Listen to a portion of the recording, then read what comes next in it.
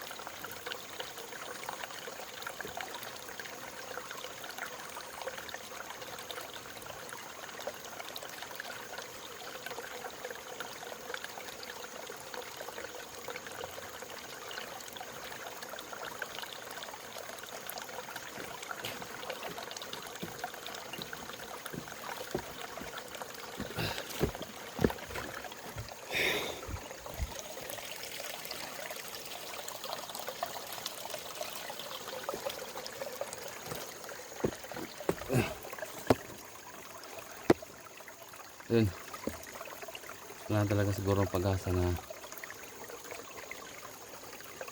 may balik yung dating magandang tanawin dito sa area ng Lolo Rico.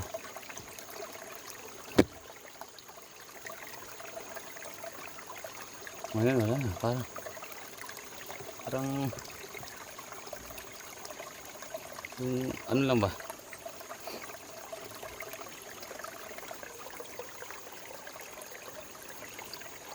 simpleng yung natural na gubat lang ba,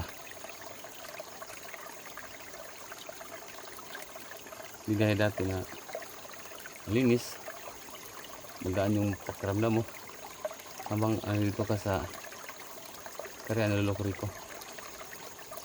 So yan, pag-usapan muna natin yung patungkol kay Junji. Kasi mga tol, wala akong idea talaga kung saan nagpunta, saan hinuli si Junji. Kaya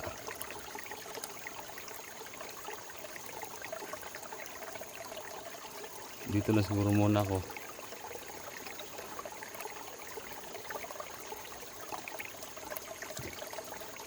Kasi kailangan kong malaman.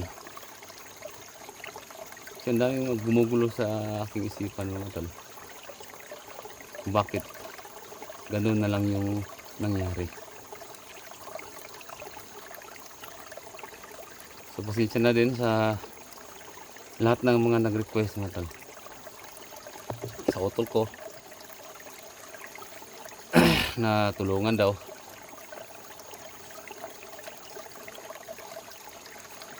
Pasensya na. Dahil siyempre utol ko yun. Hindi ko naman pwedeng talikuran na lang yun.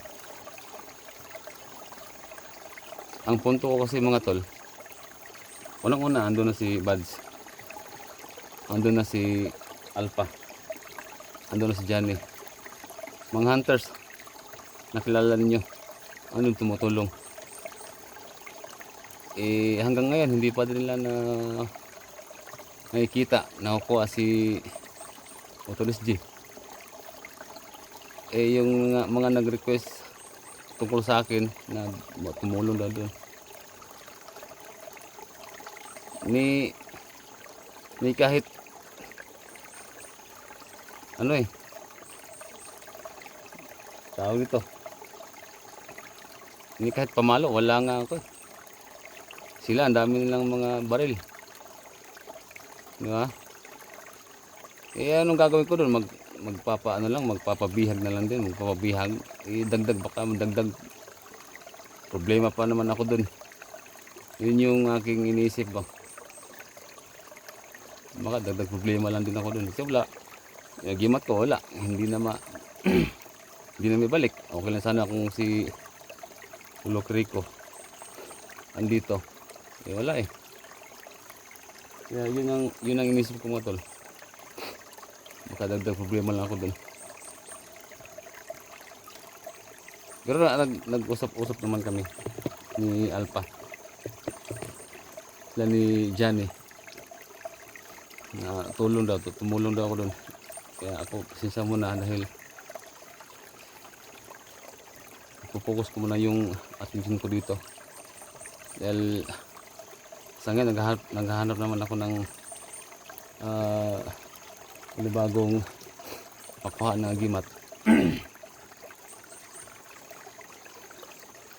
Dahil sobrang hirap nga tol na wala kang dala-dala panlaban sa mga kalaban. Mahirap, sobrang hirap talaga.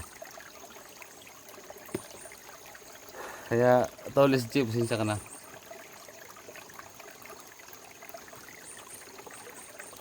Basta laban lang to, laban lang. Ako tol SG, para sa iyo to. Dami ko ng na nangyari sa buhay ko na halos buhay ko na yung nakataya, pero hindi ako nawalan ng pag-asa. Inisip ko lagi yung pamilya ko, yung Diyos. Kaya doon lumakas yung loob ko. Sabi ko palagi sa isip ko na kaya ko to, kakayanin ko to. Yun. So ngayon nga tol, babalik natin doon. Kasi maraming nagsasabi na meron sila nakikita doon sa ilalim ng bato na parang kakaiba. Siguro yung mga diwata siguro doon nakatira.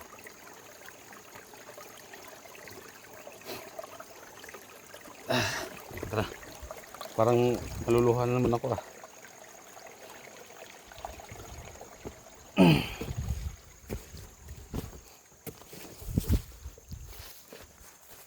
Do. Grabe no. Kahit wala na si Lolo, pipilitin pa rin tawagin. Kasi nakakamiss kasi mo tol eh. Nakakamiss yung lolo na yun. Sobrang nakakamiss talaga. Kahit nasa sa maikling panahon na nakilala namin si Lolo, eh para ng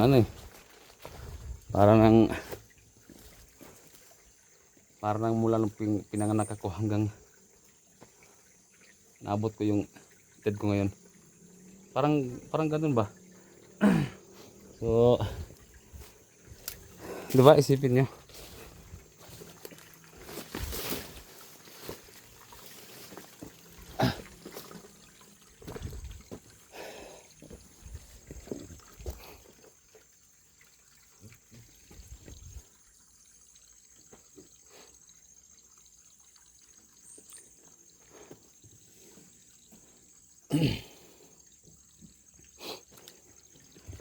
ito mga tol,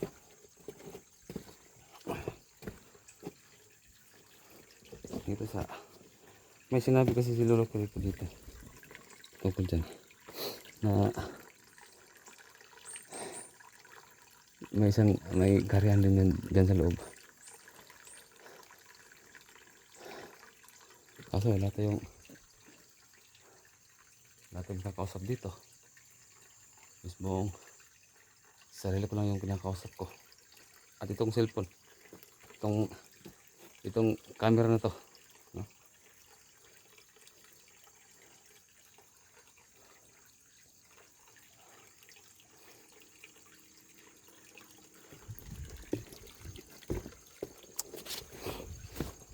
Magandang hapon sa inyong lahat dito na nakatira. Alam kong andyan kayo.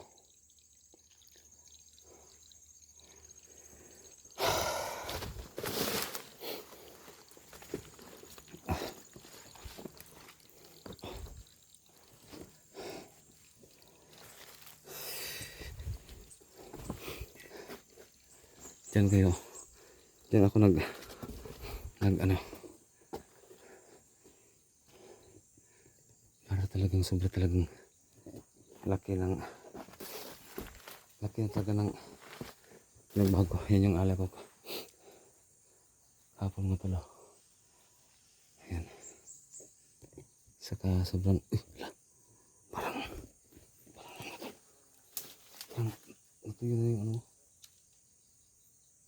natuyo na, diba?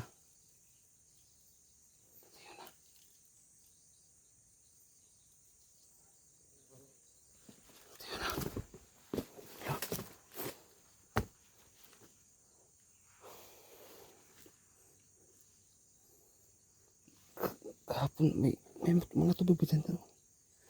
Yan nga kumuha ng tubig kahapon eh.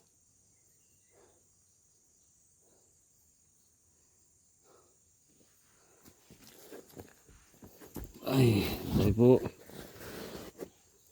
Mga hapon.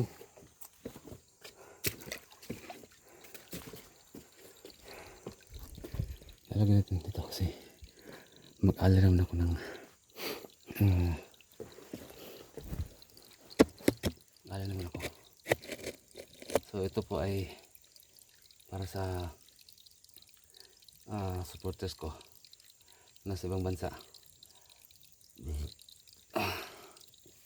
Pamilya sila. Yung asawa niya puti. So nagpapabigay siya ng alay dito.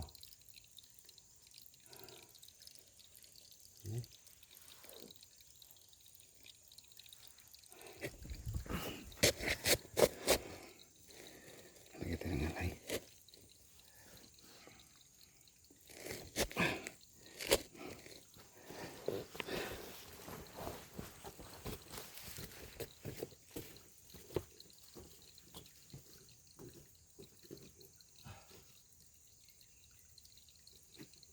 So, sa video ko kagabi, kahapon,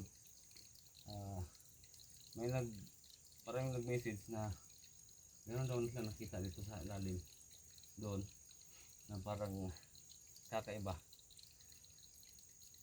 dyan. Pero hindi ko pa na-review yung video ko ha. So yun lang sinabi nila na meron na nakikita. Saka dito banda. Dito banda nakikita dito. Sana hindi po nakakita doon sa video na yun. Kaya tingnan nyo ulit. Last video. Walang hapon, kaibigan.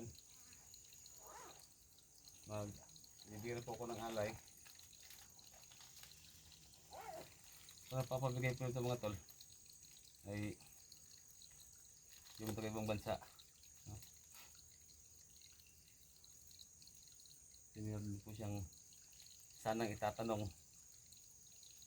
tungkol doon sa mga ano nila, family, basta may mga ano sila doon. Kailangan nilang din malaman. So ngayon, ito muna. Hindi nga, meron pa akong bibigyan sa inyo.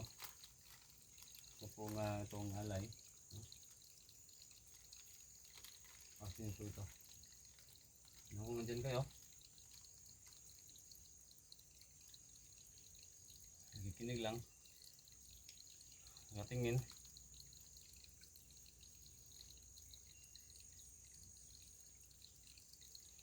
Hindi niyo ako nakikita pero mali. Nakikita niyo po ako. Pero kayo hindi ko nakikita. Pero kahit man lang mga kaibigan, no? Kahit na sana malaman ko lang na yung patungkol kay Lolo para hindi po ako maguguluhan. Ano talaga yung katotohanan. Sana pagbigyan niyo po ako. Ito po.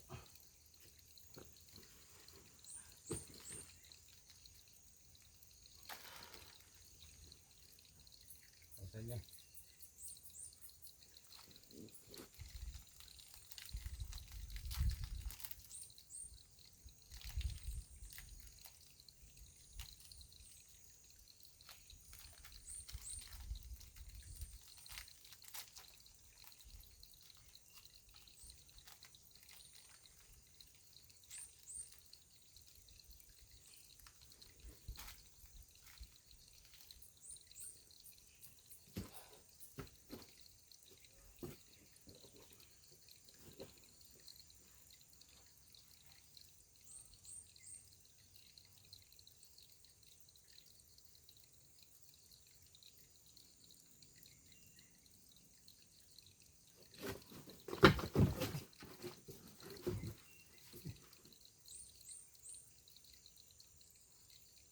Sino ka? Sino ka? Diba? Ikaw si Portibor? Bakit mo kilala? Ha? Nakalimutan mo na siguro, Portibor, na ako ay isang diwata. Hindi mo ba naisip yun, Portibor? Diwata ng tubig. Bakit? Ako ay nasilitan mo ba dahil sinaktan nito ng mga kulaan. Ano po ba? Salamat at napagkita ka. So may tatanong lang po ako kung inyo pong bibigyan niyo po ako na makapagsalita.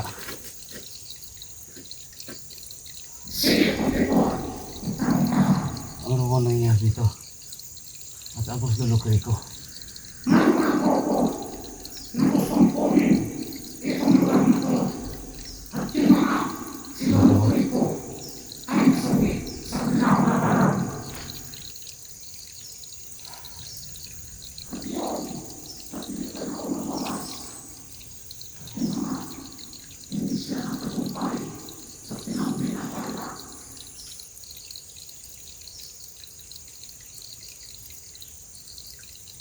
Kaya pala.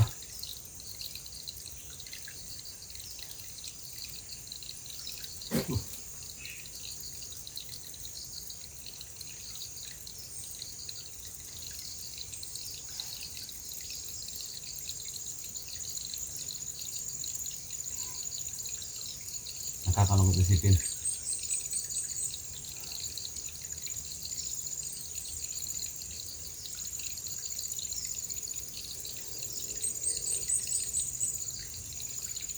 Akala ko nga panaginip lang yung lahat eh. Akala ko hindi totoo. Napatay na talaga si Lukrico. Tama nga yung hinala ko. Yung pumasok ko dito kahapon.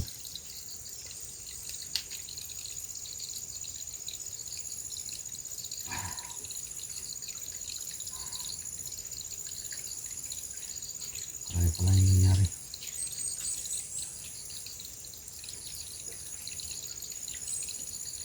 So ngayon,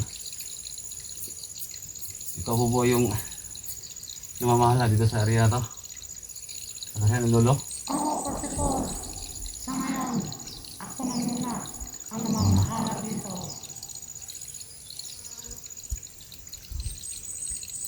Wala na ba talagang pag-asa na may balik si Lolo Rico? May paraan ba, Portibor? Pero maraming din yan. Palang araw. Ano ba?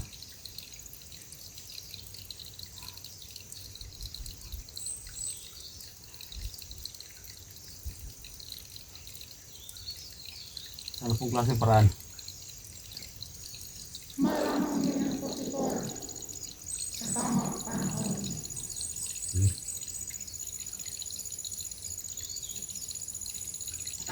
Ito,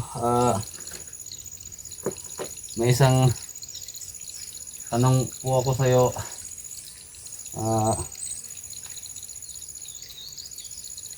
Diwata. No? Dahil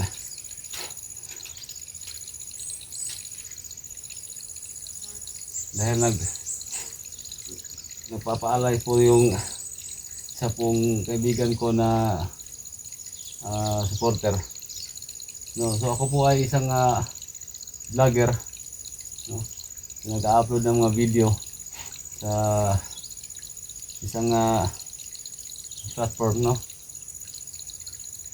So patungkol po doon sa mga ginto, diwata. Mga ginto na inilibing sa kanyang papa o sa kanyang lolo, no? Noong medyo may katagalan na rin, Dahil sa yung tawag nila na gera noong World War II.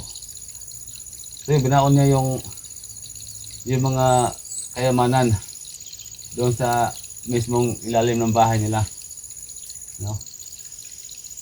So, gusto lang hanapin, gusto lang kunin, pero wala silang idea kung saan po ba talaga nakalagay.